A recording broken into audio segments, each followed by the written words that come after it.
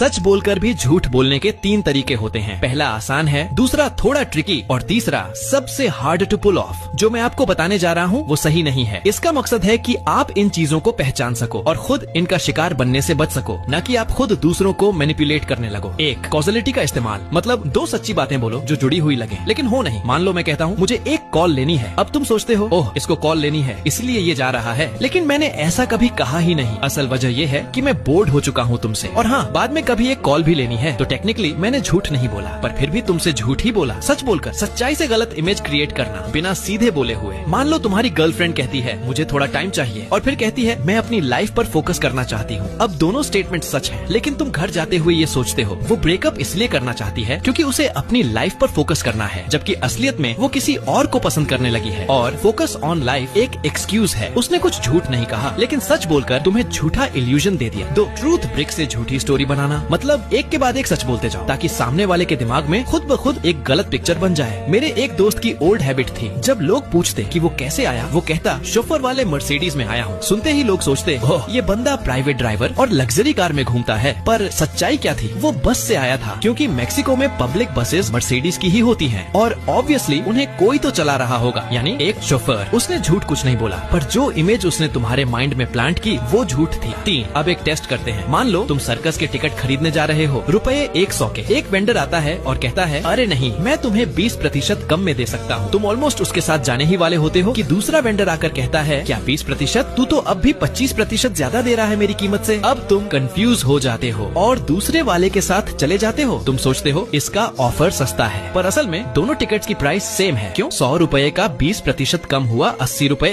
अब 80 रुपए का 25% होता है 20 रुपए, तो 80 रुपए प्लस 20 रुपए, फिर से 100 रुपए। उसने झूठ नहीं बोला पर सच बोलकर तुम्हें बेवकूफ बना दिया।